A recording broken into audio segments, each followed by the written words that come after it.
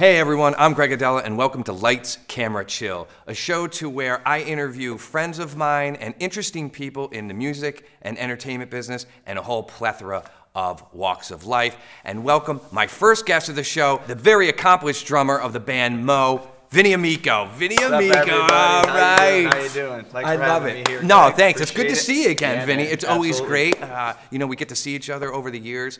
Last time I interviewed you was 2012, and I saw you a couple times recently at the Fish concert and also Trey Anastasia with Ghost of the Forest. That was really good. That was a really good show. Let's get into that. But you know what? Before we get moving, since part of the show is Lights, Camera, Chill, and I've hung out with Vinnie a few times, and I know he's a big IPA lover of beer, so I brought a couple of his favorites. One of my go-tos. The Sierra Nevada Pale Ale, and we're open to sponsorship.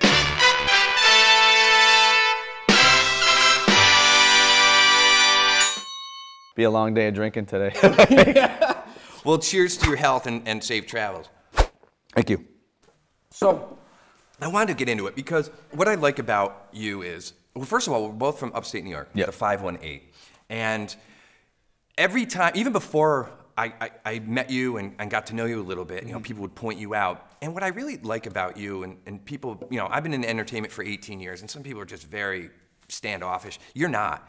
You're just so laid back and chill, and that's why I think I really like being in your company. Thank you. And I'm just like everybody else. That's the thing that, you know, I know that there's musicians or there's people out there, or I even see it with people trying to approach me sometimes.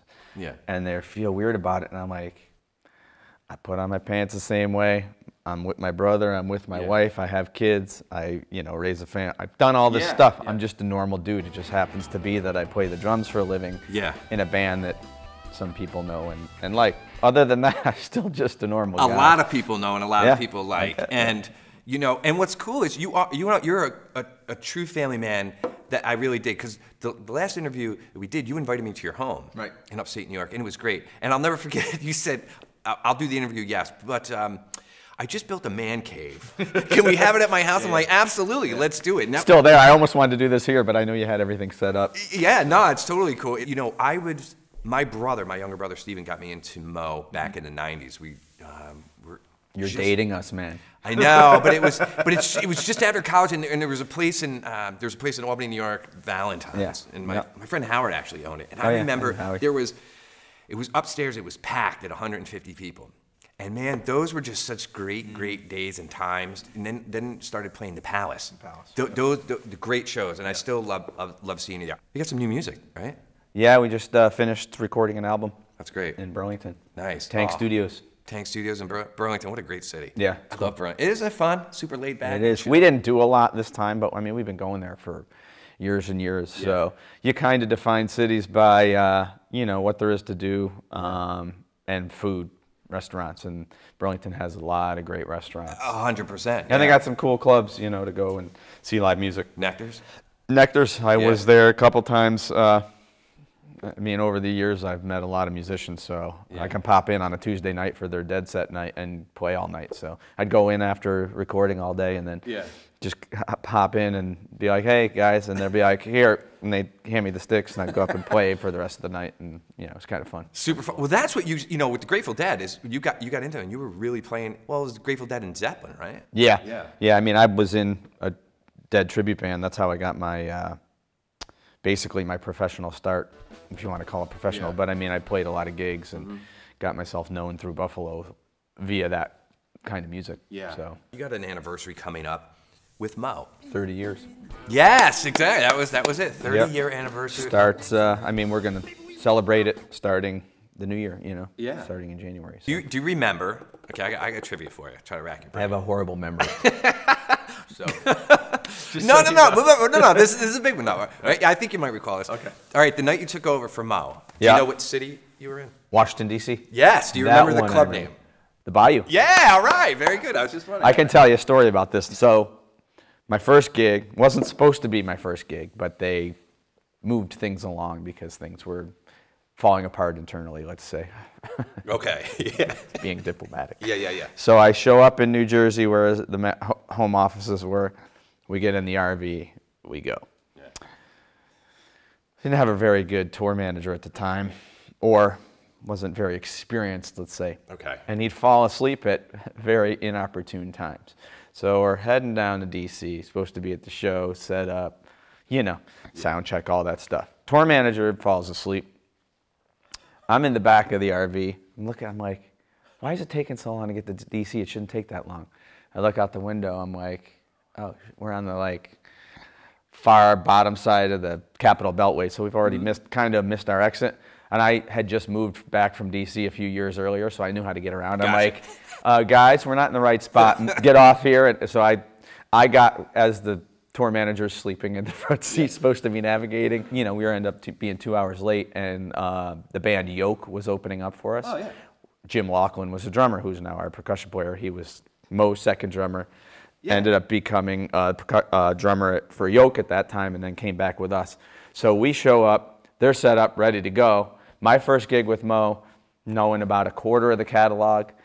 I had to play on Jim's kit because we didn't have time. We didn't even do a sound check. So I came in, no time to rehearse. I just ended up playing somebody else's drum set for that first gig. Luckily, it was Jim. He and I had been friends since before there was a Mo or any of that. So, and still are. And it was just a very interesting first gig. It is interesting. But you know what I find? It's sort of like a story of, you hear a bride talk about her wedding. You know, it's like, oh, it was a fucking disaster. Or something, you know, you want it to be the greatest thing ever. Yeah, and it was a disaster. But you know what? Those types of relationships have the longevity. Yeah. Right? Yeah. And I met a bunch of great fans that night, too, that have been lifelong friends to me now through just that first gig. And I knew, like, after that, and then how it felt, even though it wasn't my kit and didn't really know the songs. The energy that night was super high. And then some of the lifelong friends I've met, including the band, including the Yoke guys, including, you could tell it was a good experience and was going to be, it was a warm welcoming to my future, even though it was kind of fucked up. Right, yeah. But the energy's there, it's simpatico. Yeah. You know, and it shows so much. Yeah. What I've noticed is, I will have to say this though, the last time I saw you guys, it was February of 2018. Yep. Oh yeah, at the Palace. At the Palace Theater, in Albany. You know, we had great seats, and I love that venue. I've performed me there. Too. It is a beautiful, beautiful venue. It's great. We're very fortunate in upstate New York to have a theater of... Just about every city in upstate New York has one. That's right, even right out to the west. You got Shays in Buffalo, you have... there's a couple in Rochester, I think the... Utica? Yeah, and then Stanley, where we're playing for New Year's. First time since 1998. Is that right? Yeah, it's 21 years. Oh, it's gonna be great. You got the Palace. There's one in Geneva has the Opera House there, Smith's. Ithaca has the State Theater. Those aren't quite as ornate. Yeah. Palace is one of the more ornate ones. I mean, you got the Cap Theater down there. You know, I was just gonna again, not quite as like gold. The Stanley and Palace are and actually in Proctor's and Schenectady, those three theaters are as beautiful as any theaters I've been to in the country. We're very fortunate. Yeah, they rank up with like the Fox theaters and you know, those things, the Warner theaters and all those. Yeah, it's pretty amazing. No, those are good comparisons. You're spot on with that. You know, something I want to ask you, because you were talking about other cities and venues of that nature. What's a city? You know, that I don't want to ask a typical question of like, what's your favorite city to play in? You can answer that too. But tough to say, because it is. There's so many, right? Everything's unique. And vibes in each city. Everything's different. Yeah. Agreed. But is there anything that jumps out that really sparks your creativity? So when you're walking the streets before a show, or you know that, look, I got a show in XYZ city, I know where I'm gonna, because I feel that way. Yeah. You know, I'm biased to New York City. If I'm playing in New York or even you know, Houston or LA, I get those different vibes, and I get excited about it. Anything that you know. You know, well, usually there's certain cities I love playing in, New York being one of them. Yeah. You know. But sometimes if you go, say you're going out to dinner or you have to meet friends in the city, whatever, sometimes just going to that and seeing the buzz that's happening around the show, and a lot of times will do that for me.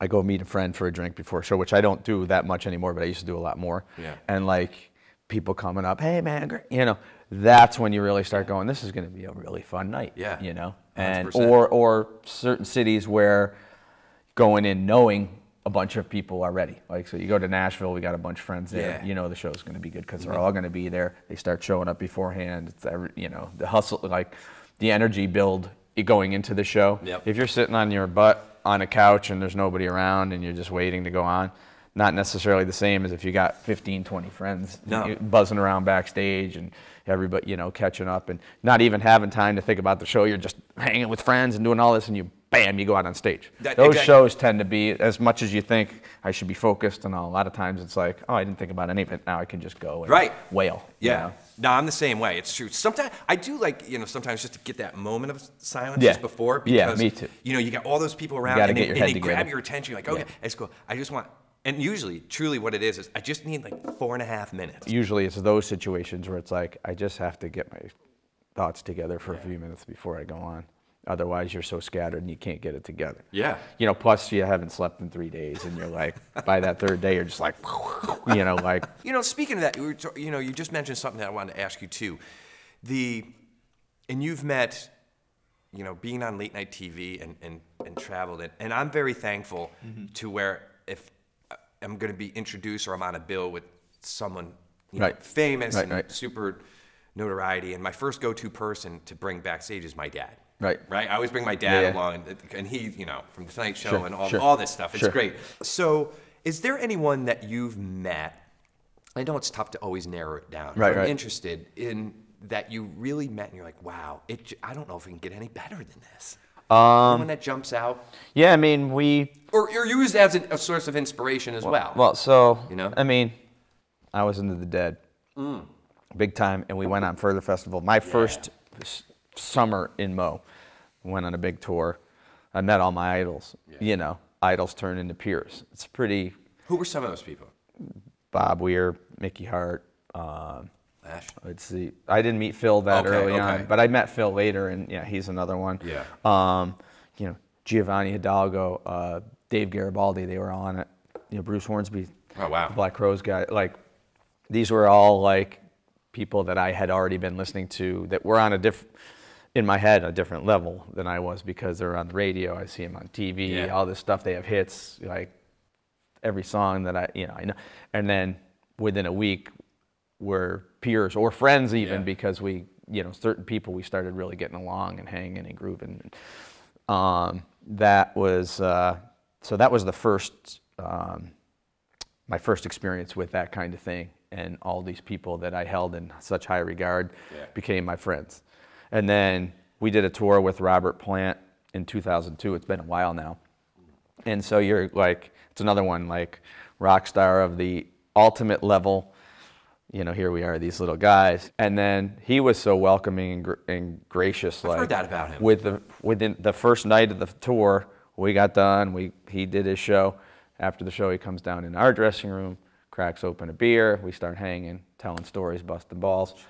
2 weeks of that straight every night. It wasn't like he was him and we were us, and you know, like we opened up for the Who, and we never saw them, we never talked to them, you know. But I'll give him a call. I'll give the manager a call. Straighten that shit out. But Robert, I mean, that's just the personalities and the way people are. Of course. But it's just Robert was like a different, you know, he was way more hands-on, and he liked hanging out with the young guys, and he can tell all his stories that everybody else may have already heard. But he was like, and he was a funny guy, and he was really cool. And, you know, whether or not he'd remember me now, these years later, doesn't even matter. No, it doesn't. Because that experience then. And, you know, here I am looking up. I actually, the first night, I told him this, and it was like, I'm like, hey man, this is gonna sound weird to you or not, and whatever. I have to thank you for my career. And he's like, what are you talking about, mate? And I'm like, well, without Led Zeppelin, I wouldn't be a drummer. And I wouldn't be here. And, you know, he took that with some appreciation because he's like, yeah, I guess if you look at it that way, you know, because there's no way without John Bonham that I would have continued to, you know, be as into the drums as I was.